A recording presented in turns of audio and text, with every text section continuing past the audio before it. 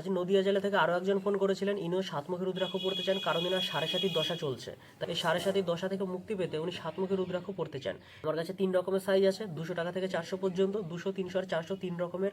নিজে সব থেকে বড় সাইজটাই বেছে নেবেন এমন কোনো ব্যাপার না, এনার সমস্যা সমাধান হলেই হলো। তা সেক্ষেত্রে উনি 300 টাকার রুদ্রাক্ষটা পছন্দ করেছেন। পাশাপাশি রাখলে আপনারা হয়তো বুঝতে পারবেন পার্থক্যটা। এই যে এরকম হচ্ছে 3টে থাকে, 3টার আলাদা আলাদা সাইজ। উনি পছন্দ করেছেন এই যে এইটা মাঝারি ধরনের সাইজটা। এই রুদ্রাক্ষটা আমি দেখলাম বেশ কালো কালো রয়েছে, কারণ এর উপরে যে ছালগুলো রয়েছে, ছালটা খুব ভালো করে পরিষ্কার না করে এটা যার কাছে ছিল, যার থেকে আমি কিনেছি, সেগুলোকে সর্ষের তেল মাখিয়েছে। আর সর্ষের তেল যখন মাখিয়েছে তো ছালটা এই রুদ্রাক্ষর গায়ের উপর একদম বসে গেছে। আমি এখন চেষ্টা করব গঙ্গার জলে এটাকে ভালো করে ভিজিয়ে তারপর ব্রাশ দিয়ে এটাকে পরিষ্কার করার।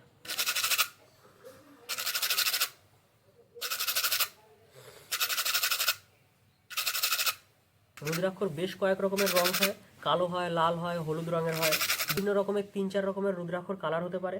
তা এই রুদ্রাক্ষটা হচ্ছে কালো রঙের। এই দেখুন রুদ্রাক্ষটার এটা হচ্ছে আসল কালার, আর এর গায়ে এখন আর কোনো ছালও লাগা নেই, এটা একদম পুরো পরিষ্কার হয়ে গেছে। এইবার আমি এটাকে সুতো দিয়ে গাঁথতে বসবো।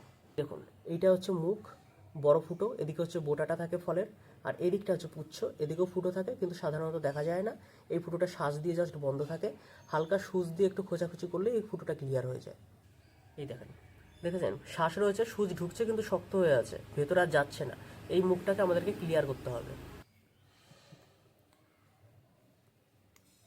এই দেখুন ফুটোটা দেখতে পাচ্ছেন, এই যে আপনাদেরকে ফুটোটা দেখানোর চেষ্টা করছি। এই দেখুন এই প্রান্ত থেকে ওই প্রান্ত দেখা যাচ্ছে, মানে ভেতরটা পুরো ক্লিয়ার হয়ে গেছে। এইবার আমরা সুতোটা গাঁথলেই সুতোটা খুব ইজিলি এই প্রান্ত থেকে ওই প্রান্ত দিয়ে বার হয়ে যাবে। এই দেখুন এই যে হচ্ছে আমার কট সুতো, যেটা দিয়ে আমি গাঁথতে পছন্দ করি।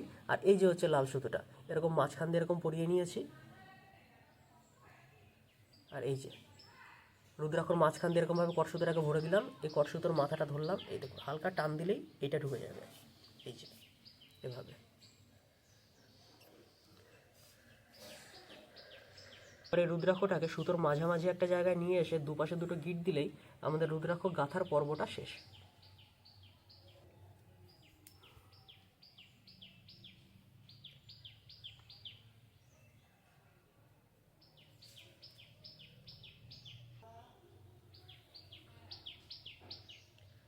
এই সাতমুখী রুদ্রাক্ষ যিনি নেবেন, এনার সাড়ে সাতির দশা চলছে। সাড়ে সাতির দশা থেকে মুক্তি পাওয়ার জন্য উনি একটিমাত্র সাতমুখী রুদ্রাক্ষই নেবেন।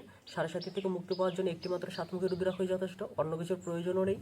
আমার কাছে নদিয়া জেলা থেকে একজন ফোন করেছিলেন, উনি নেবেন হচ্ছে একটি সাতমুখী রুদ্রাক্ষ এবং একটি পাঁচমুখী রুদ্রাক্ষ। তা ওনার জন্য আমি সাতমুখী রুদ্রাক্ষটা তো আগে থেকেই গেঁথে রেখেছি, কিন্তু তখন আমার সময় হয়নি বলে আমি পাঁচমুখী রুদ্রাক্ষটা তখন গাঁথতে পারিনি। তা আজকে আমি বসেছি ওনার পাঁচমুখী রুদ্রাক্ষটা গেঁথে দিতে। তাহলে ওনার এই সাতমুখী আর পাঁচমুখী আজকে পুরো কমপ্লিট হয়ে যাবে। তার পাঁচমুখী রুদ্রাক্ষটা গাঁথার জন্য সবার প্রথমে আমাদেরকে পরিমাণ মতো লাল কার নিয়ে নিতে হবে। কষ্টটাকে আমরা এইভাবে ব্যবহার করছি লাল সুতোর মাঝখান দিয়ে ঢুকিয়ে গাঁথার জন্য। এই যে হচ্ছে পাঁচমুখী রুদ্রাক্ষটা, দেখুন এই সাইডে একটা ফুটো রয়েছে। এই দেখুন এই পাশ থেকে ওই পাশে কীভাবে বেরিয়ে গেল সুতোটা। এইবার জাস্ট এইভাবে ধরবো, হালকা একটু টান দিন, রুদ্রাক্ষটা বেরিয়ে আসবে। আচ্ছা, এটার ভেতরে যে অঙ্কুর ছিল সেটা এখনও বার করা হয়নি, মানে আমি ফুটো তো করেছিলাম কিন্তু অঙ্কুরটা ভেতরেই রয়ে গেছিলো। এইটাকে বার না করলে তো সুতোটা ঢুকবেই না। জোর করে যদি এখন আমি সুতোটা ঢুকাতে যাই তাহলে সুতো ছিঁড়ে যাবে। এই কারণেই আপনাদেরকে বলি ভেতরে অঙ্কুরটাকে বার করে নিতে। আপনারা তো দেখতে পাচ্ছেন, বুঝতে পারছেন। এই দেখুন রুদ্রাক্ষর উপরে একটা কিছু একটা দেখা যাচ্ছে যে সাদা সাদা শ্বাস মতো, এইটাই হচ্ছে অঙ্কুর। যখন এইভাবে আমি টানতে গেলাম তখন এই যে দড়িটা মাঝখানে বেঁধে গেল। আমাদেরকে প্রথমে অঙ্কুরটাকে বার করতে হবে। দাঁড়ান চেষ্টা করছি, এই তো বেরিয়ে গেছে। এই যে এই যে হচ্ছে অঙ্কুরটা, দেখেছেন দড়ির মধ্যে কত কিছু লেগে রয়েছে যে অঙ্কুরের। এই দেখুন এবার দেখেছেন কিরকম ইজিলি ঢুকে গেল। এবার দুপাশে দুটো গিট দিলেই এই রুদ্রাক্ষটা গাঁথা কমপ্লিট।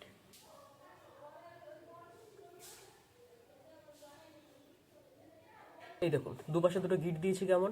আপনারাও গাঁথার পরে এরকম দুপাশে দুটো গিট দিয়ে নেবেন। এইবার আমি রুদ্রাক্ষগুলোতে সামান্য সর্ষের তেল মাখিয়ে দেবো।